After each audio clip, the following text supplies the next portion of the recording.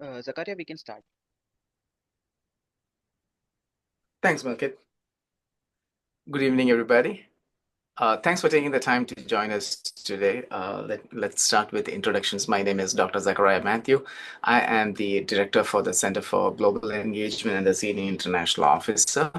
So we do all the immigration work once a student arrives. Let me hand over to Chris for introductions.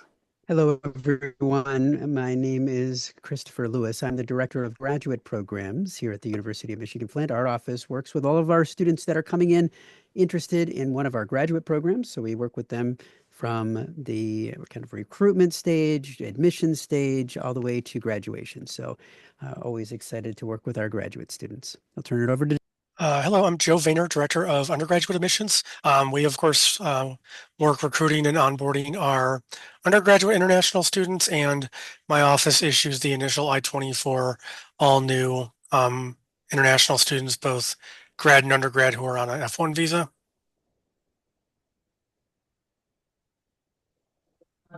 So the way we have structured today's 1 hour session is we have a presentation for about 30 minutes. We will talk about all the offerings, scholarship opportunities, application process, and then we will open up the floor for any questions you may have. All right, I hand it over All to right, you, give me just a Joe. moment. I'll share my screen.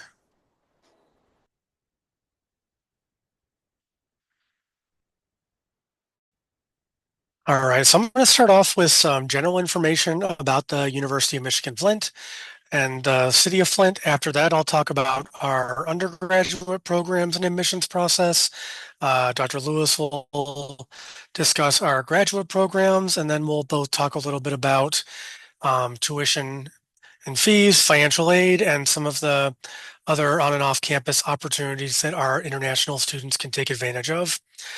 So University of Michigan-Flint is one of 3 campuses in the University of Michigan educational system. Our best known and largest campus is in Ann Arbor, Michigan, and it's generally a top 5 rated public university in the United States and a top 50 or so in the world. We are one of the 2 smaller regional campuses. We are a much more intimate campus, so the Ann Arbor campus has over 50,000 students. As you'll see on the slide, right now we have about 6,500 students on our Flint campus. About 3/4 of our students are undergraduates and about a quarter graduates. And we have over 130 international students right now from 20 other countries. We are named Best in the Midwest University by the Princeton Review, and our engineering and computer science programs, and I think also our management program, have all been ranked by U.S. News and World Report in recent years. We are located in Flint in the U.S. state of Michigan, which is in the north central part of the United States, just in the Great Lakes region near the Canadian border. Our campus is about 1 hour drive from Detroit. That's the closest major city. It's the financial hub of our region and the center of the global automotive industry. And students have easy access to global financial hubs like Chicago and Toronto. We're about 10 minutes away from the Flint Bishop International Airport and just a little bit under an hour away from the Detroit Metro International Airport.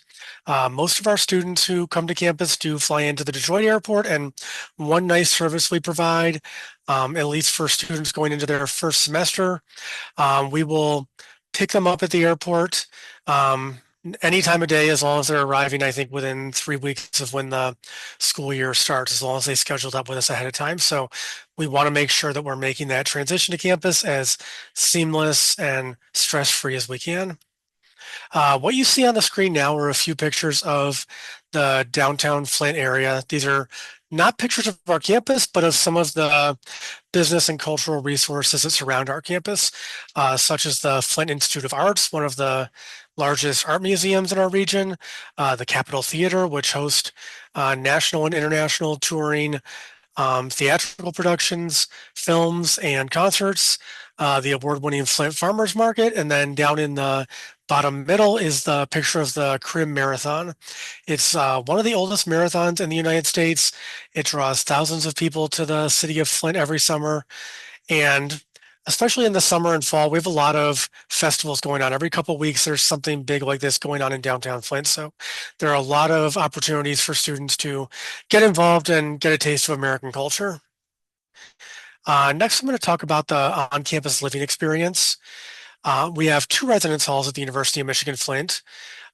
Students are not required to live on campus. That applies to both graduate and undergraduate students, but we strongly recommend that especially the undergraduate students live on campus at least for their first year. And we know, money can be an issue, and a lot of them, most of them, frankly, will move off campus after that first year to save some money. But after that first year, they know the area, they know where it's good to live and where it's not so safe. They have friends they can live with. But if you think about somebody coming into the United States, possibly never been here before, maybe having some cultural and language adjustments and trying to get used to the university and our infrastructure, it is removing a big stress from them if they can live on campus for that first year. So, and we find they get integrated into the campus community more quickly and do better in the class if they do stay on campus. That said, that's a decision every student is going to make for themselves. The building you see in the picture is the Riverfront Residence Hall. This is a former luxury hotel that we converted into a dorm about 10, 15 years ago. Everything in this building and our other building is suite style, which means you have 1 to 2 people per bedroom, and then every unit has a private bathroom, and most have a private kitchenette attached to them. So it's a little more like a small studio apartment than a traditional college residence hall. Our other building, the First Street Residence Hall, is where our first year freshman students live. The setup is largely the same in there in terms of the privacy and the room sharing. So either way, it's a good experience and a great way to, like I said, integrate them onto campus quickly. University of Michigan-Flint has 5 academic schools and colleges. College of Arts, Science, and Education houses our fine and performing arts programs, humanities, social sciences, and both undergrad and grad programs in education. College of Health Professions includes programs such as public health, healthcare management, health informatics, and a few allied health profession programs. College of Innovation and Technology is by far our most popular college with international students. That would include programs like computer science, our 3 engineering programs. Those are electrical, mechanical, and software. All of our hard sciences like chemistry, biology, and physics, and some newer STEM programs like artificial intelligence and cybersecurity. School of Management houses all of our undergraduate and graduate business programs.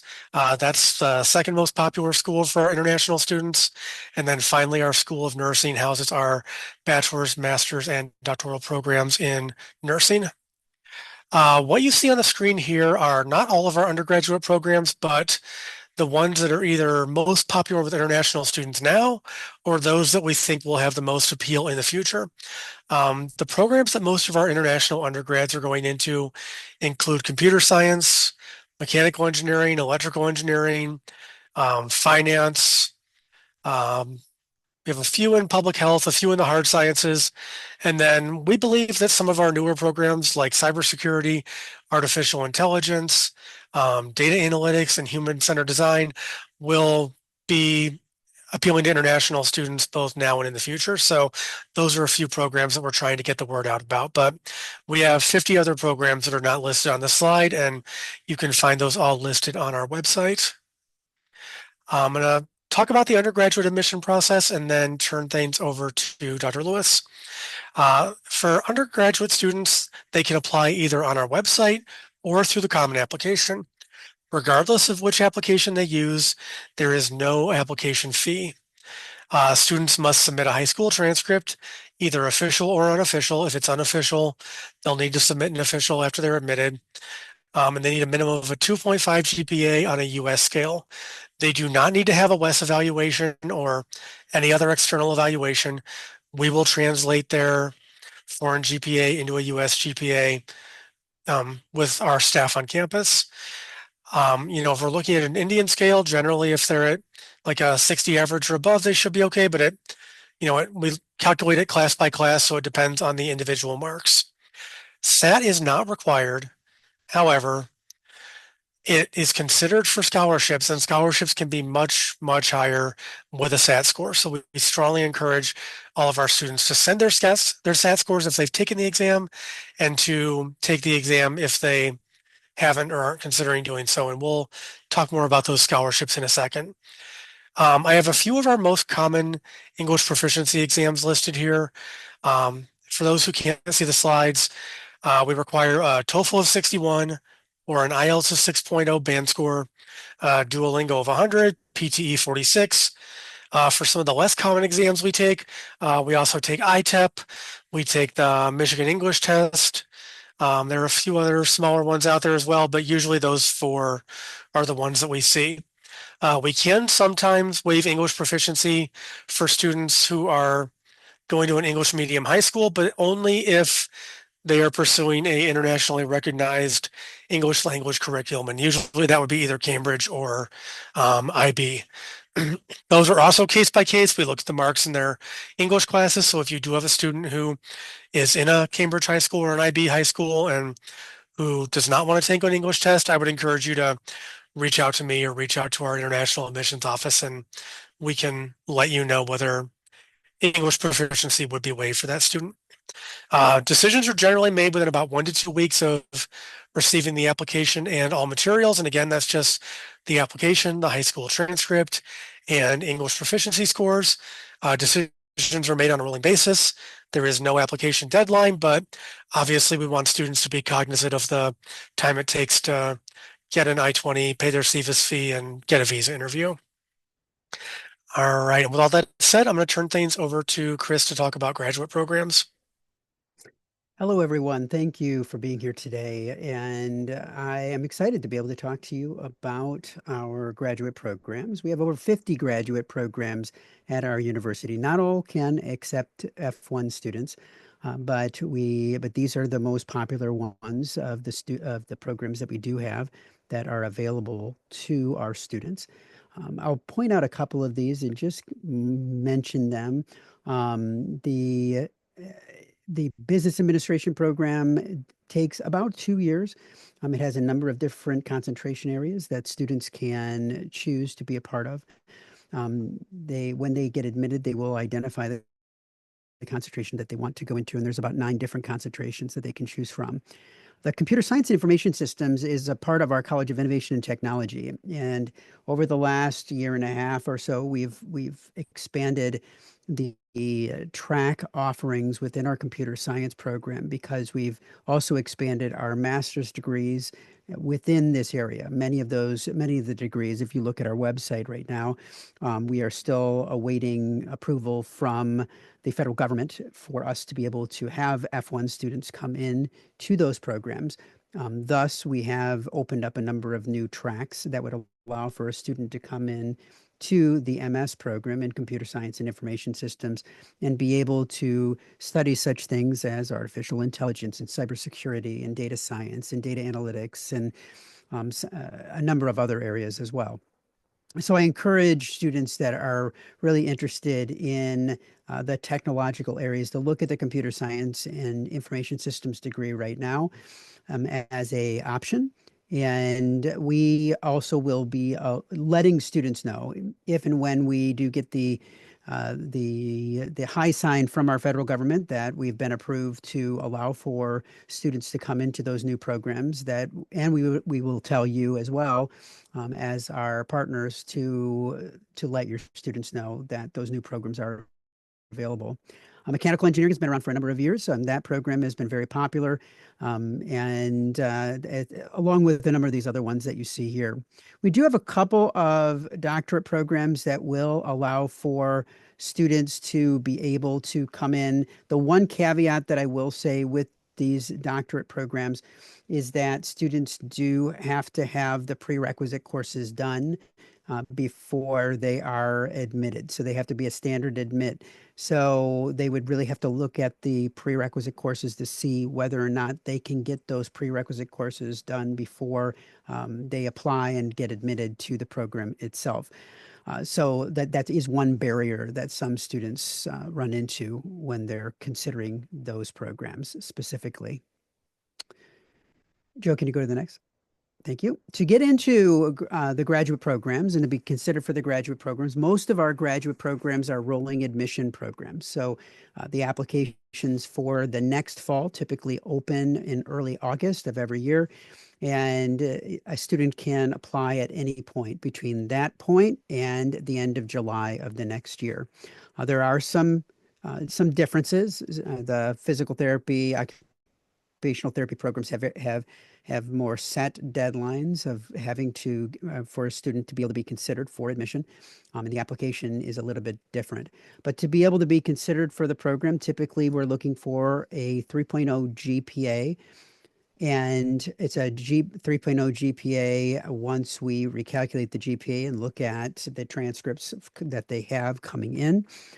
We will allow for students to submit their transcripts, and we will evaluate those transcripts internally. So they don't have to get a WES and they don't, or ECE or SpanTran or any other external evaluation. If they have that already, that's okay. They can submit that. We will still do our own evaluation internally because we want to make sure that our evaluation is the same for all students. But we use a system called Scalaro that is an evaluation system, and we will, once we get the unofficial copies of the transcript and the student fully applies to the program, we will evaluate that transcript. Once a student has a complete application, meaning that all of the requirements are in, so that typically includes things like letters of recommendation, personal statements, your transcripts, your English language proficiency scores, when all of those things are complete, and submit the candidate over to the academic program for review, and the program then will make a decision. I typically tell students that it can take about 30 days to be able to get a decision the time of the year. But as I said, depending on a lot of it depends on when the student applies. Students from India can have a 3-year degree if they have at least 60% marks and the granting institution has been accredited by India's NAC accreditation with a grade of an A or better. So we will allow for students to be able to do that. And you're going to see that things are kind of similar across these slides.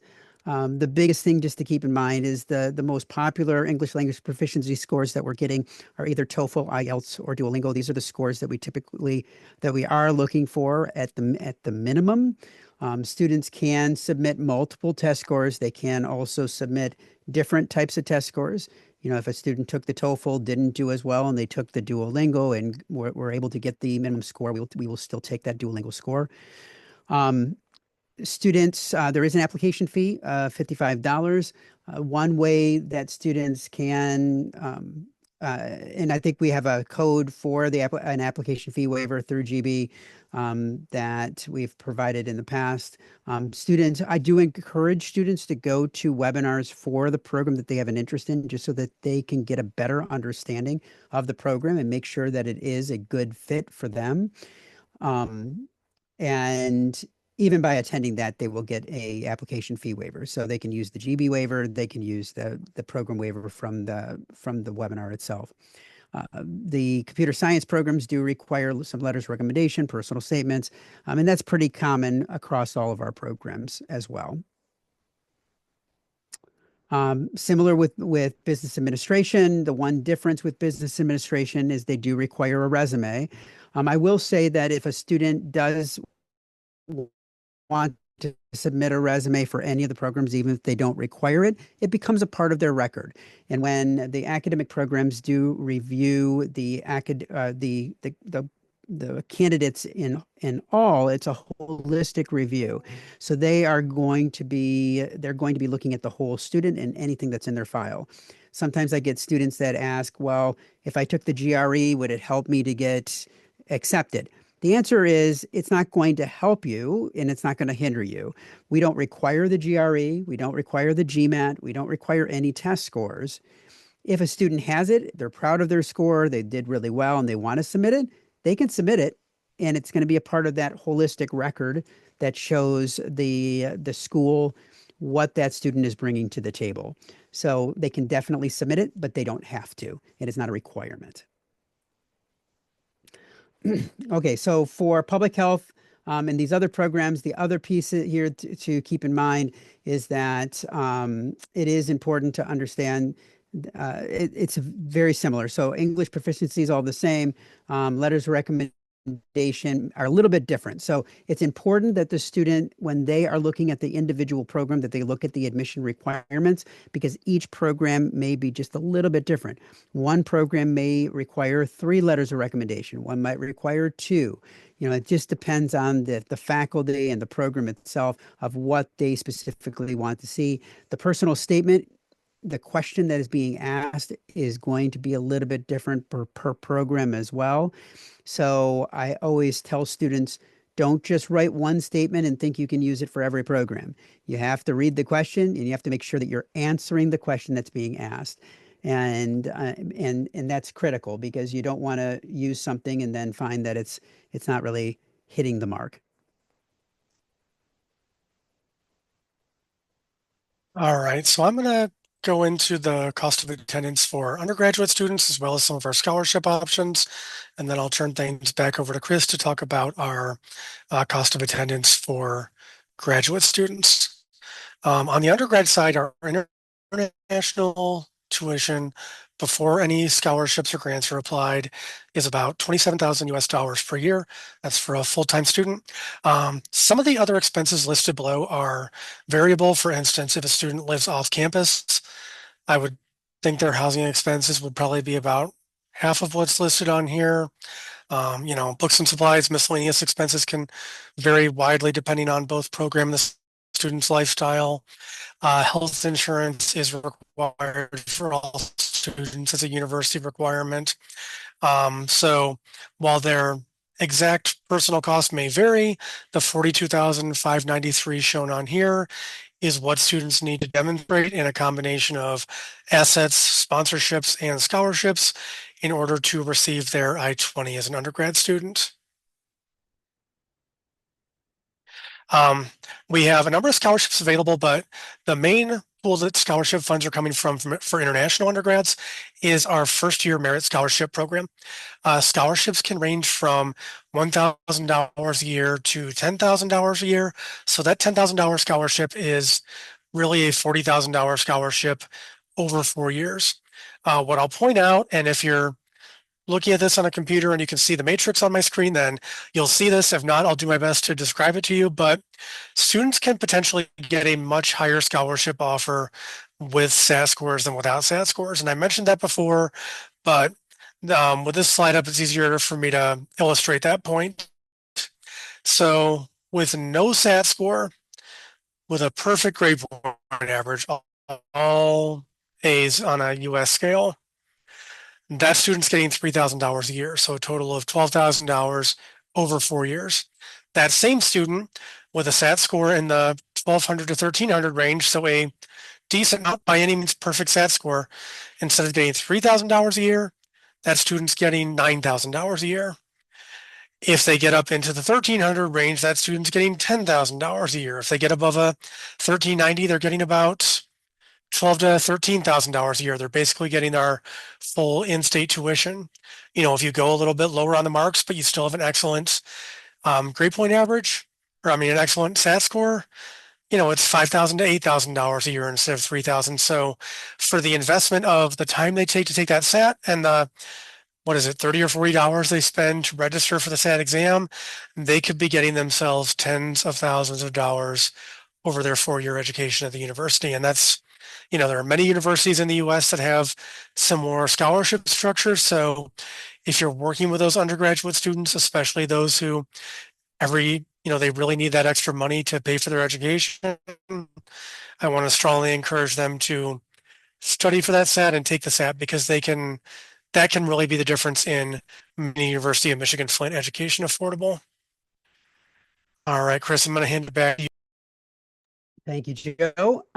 So in looking at the costs for graduate admissions, and this is for this academic year, what we're looking at is approximately the total estimated expenses come to about 33,701. Now, granted, students may be able to save some money depending on where they live, whether they're what type of books may be required or supplies may be required for classes that they're in. Many of our students save money on books by getting online texts or other things like that.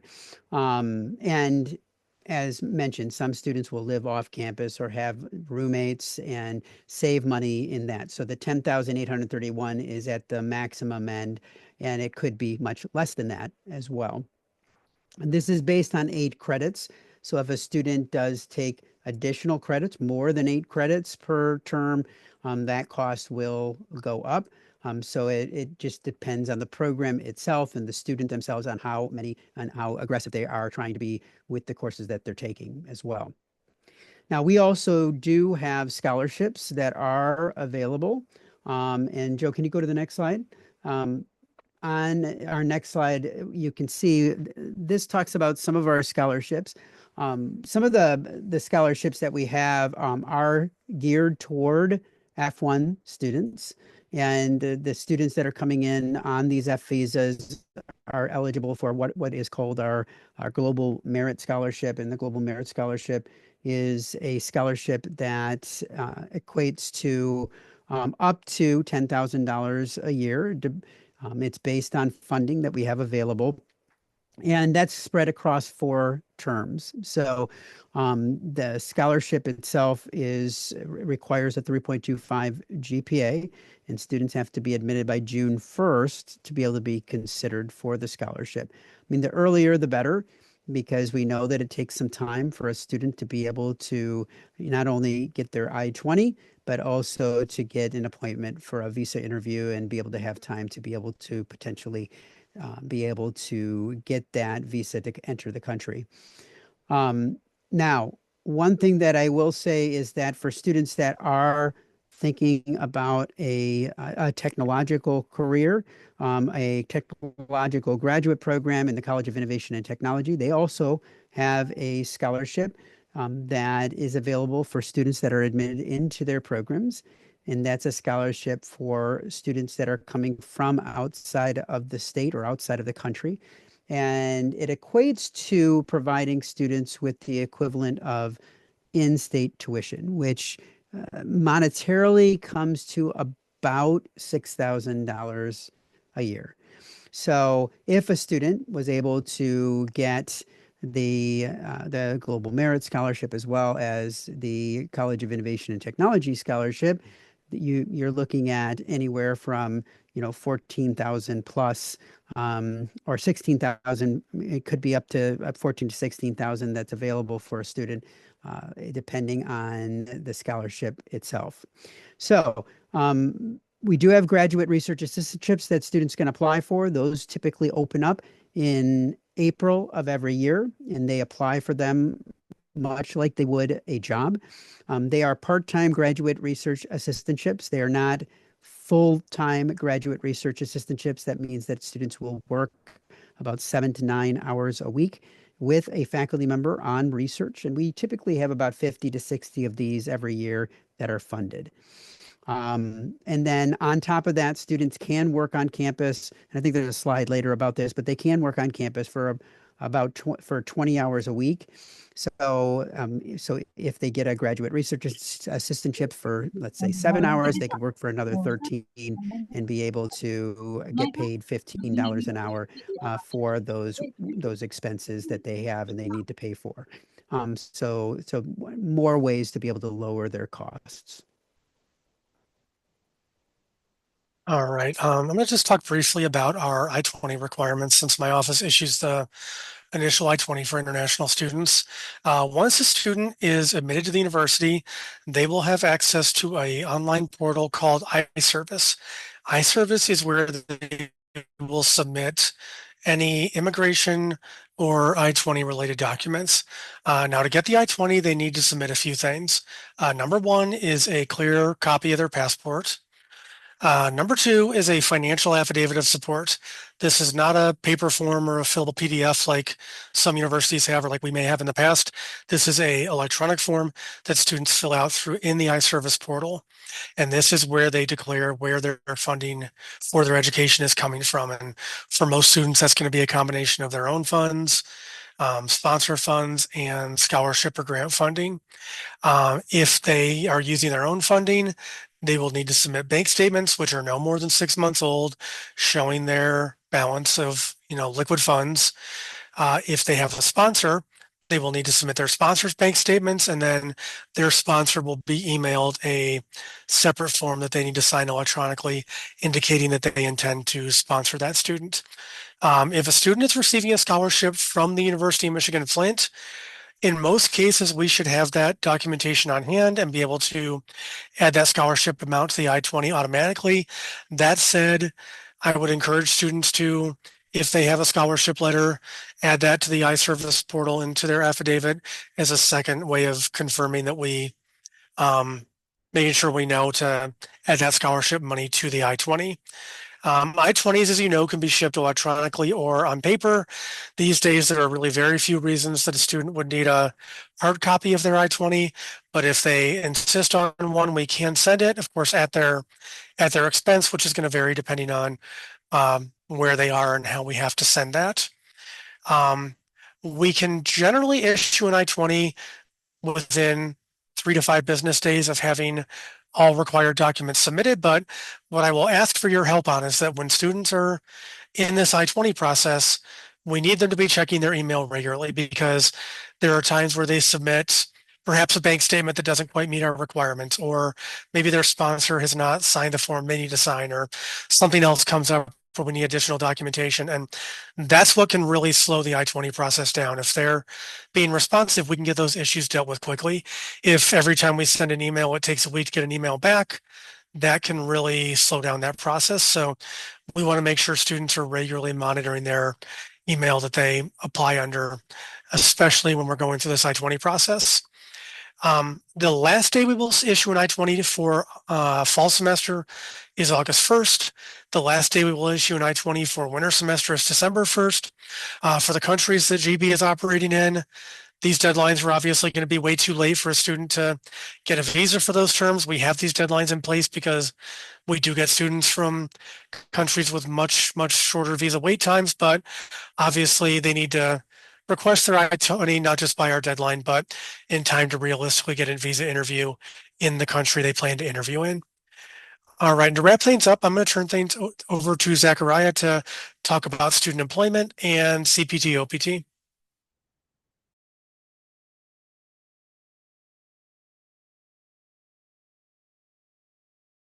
Oh, you're on mute. Thanks, Joe. As Joe earlier mentioned, students can work on our campus for up to 20 hours, just like any other campus. However, the difference is, unlike other campuses, we pay up to $15 per hour. Even in New York City or even in California, they only pay about $11 to $12.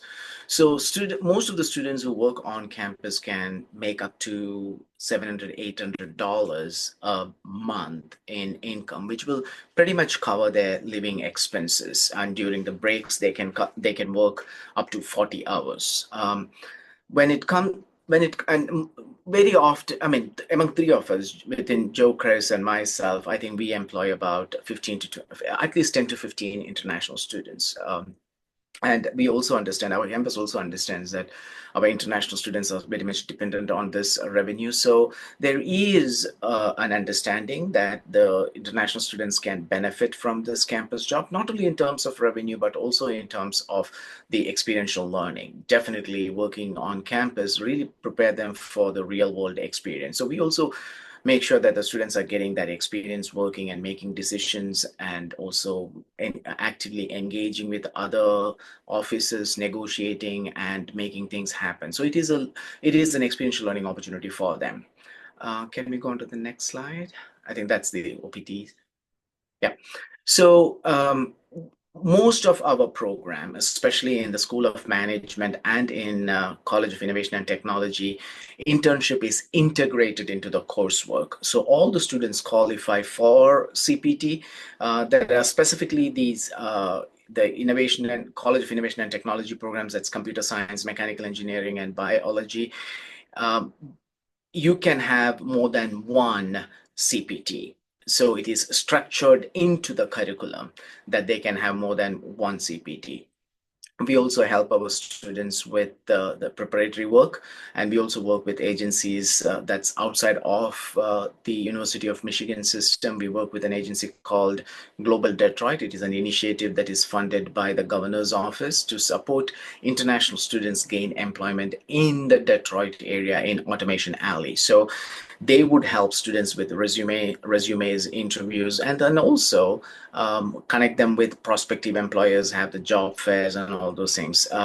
So that is an added advantage that the students get at U of M Flint beyond the career center that we have. And also every Thursday, one of our career center representative will be in our office helping students with preparation work, helping them with campus jobs and all those things. Of course, OPT, we definitely support the post-completion OPT.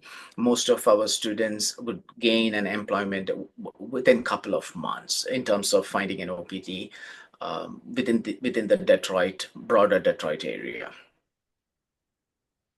Thanks, Joe. All right, so just to wrap it up, and we can share this slide deck out after our presentation. Here are a few important links to resources such as international admissions, Center for Global Engagement, some of our expense calculators, and the iService portal, as well as contact information for the three of us on this call. So myself in undergraduate admissions, Dr. Christopher Lewis in graduate programs, and Dr. Zachariah Matthew in the Center for Global Engagement. I also wanted to mention Benjamin Moulter is our international admissions counselor. So he does most of the day-to-day work, both with our incoming international students, as well as communicating with our agents. So if you reach out about the status of an application or about an issue you're having with an application, I would encourage you to reach out to both Ben and, if it's an undergraduate student, myself, if it's a graduate student, Dr. Lewis, and we will make sure your issues, your questions are addressed as quickly as possible. With that said, I want to thank everyone for, again, for coming to this presentation. I'm going to stop sharing my screen. And at Joe, this point, one I second. think, oh, Joe, yeah, I'm sorry. Can we go yes, back yes, to yes, the graduate tuition fee of slide? course. Thank you.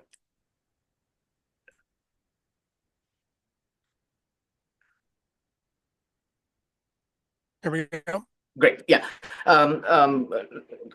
Dr. Lewis did talk about the tuition fee waiver, but I really wanted to give you a different way of looking at it when it really comes to advising our international students and what the value in terms of what the cost of this program really would be. So this specifically, I'm talking about the programs offered through the College of Innovation and Technology. In most of the cases, that would be the computer science program that we have. The department of the college, as Dr. Lewis mentioned, offers a in-state tuition fee waiver, and we see that as a scholarship. So that is for $6,000. So even though the tuition there is $19,000, for the computer science, the tuition is going to be $13,000. Okay, so that's the first point. So for computer science, the annual tuition is $13,000. Now, for that, this scholarship would be granted to anybody who is admitted into the computer science program.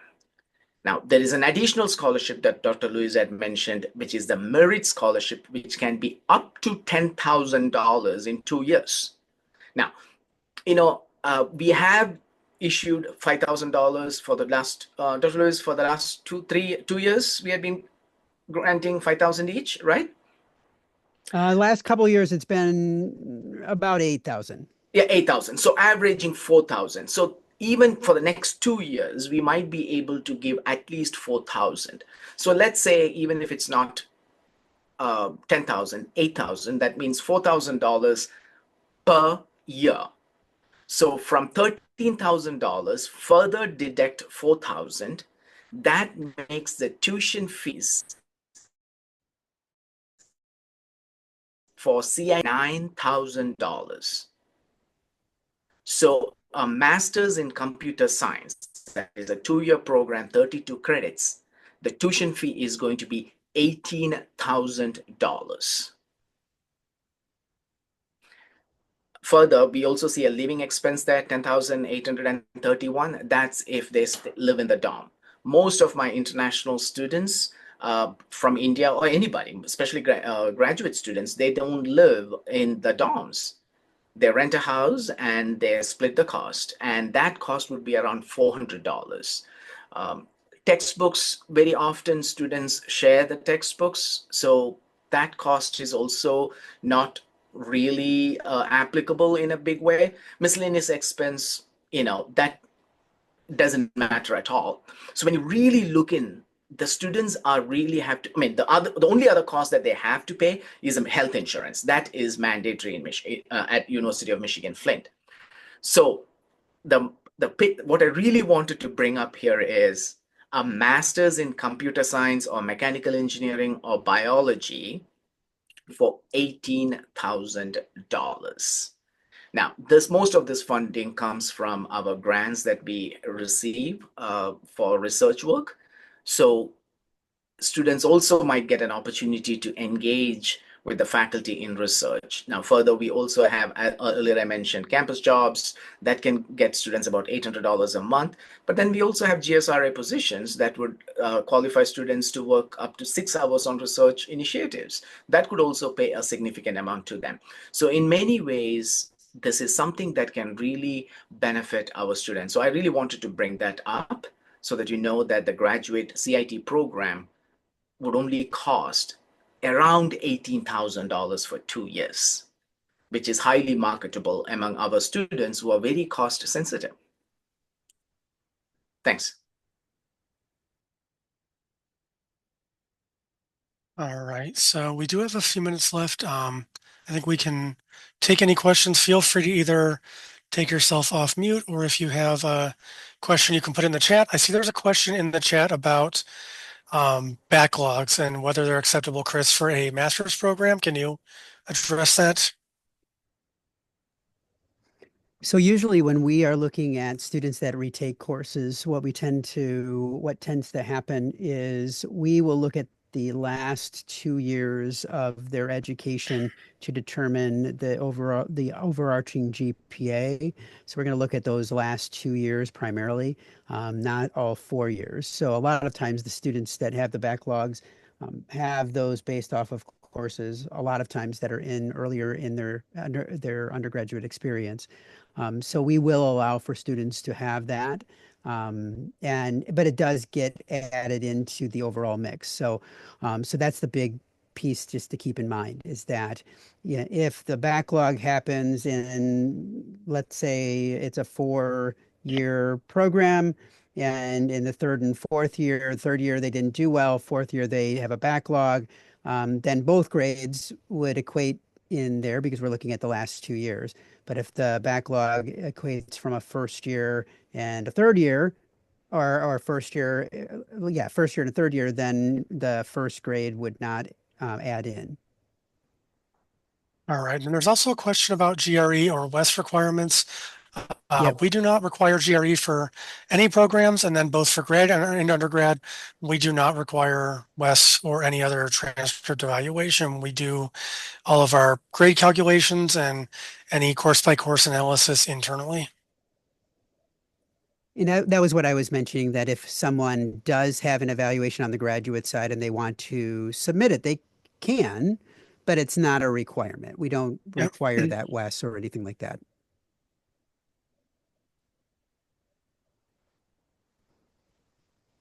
All right. Zakaria, I had a question like specific to the scholarships which you mentioned.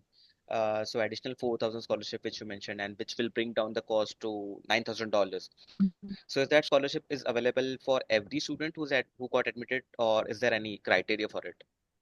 So the Global Merit Scholarship is based off a student has to have the 3.25 to be considered, and it is limited. So we don't. I mean, we have a certain number of scholarships that we can. So we're looking at, as I said, the kind of the holistic view of the student, and we are allocating that out based on that. So so we review all students and make offers. So it's not like every student is not going to get a global merit scholarship. It's based off of GPA and then an overall review. So, and that's where the range comes into play. So we have a set amount. So far, we have been able to give a scholarship to all qualified students. This was instated in 2023. So since then, every student who qualified has received that scholarship. And I'm sure we will be able to support a significant number of students. So in case if we get a larger number of students who qualify, what would happen is that 4,000 might come down to being 3,000 per year. But definitely the scholarship is on the table for our students to grab if they have a 3.25 or 3.3 GPA. 3.25, right, Chris? 3.25, sorry, 3.25 Yeah, GPA. 3.25 or higher. And I don't think so financial documents are required once, like while applying for the admission. I think they are required after that student So gets. yeah, financial documents are not required until after the student is admitted. They're welcome to submit them at any time, but they don't have to. Yep. And all these scholarships will also reflect on the I-20. And what about home-based TOEFL test? The scores are accepted or not for the home-based TOEFL? Yes. Yep. Yep. We'll take the home or the IBT.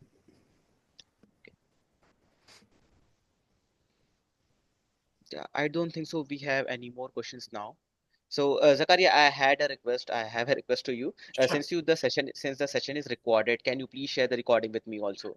Oh yeah, Just absolutely, yes, yeah, we'll definitely do that. And we'll also share the slides with you. yeah. Thank you so much. Thank you so much. Thank you, Zakaria. Thank you, Yeah. Christopher, and thank you, Joe, for the amazing session and the wonderful enlightenment of the university. And we definitely hope to send more applications for the upcoming intakes. Yeah. Thanks, Melky. Thank you very much. Thanks for organizing this. Thank you, team. Yeah. Have a nice day.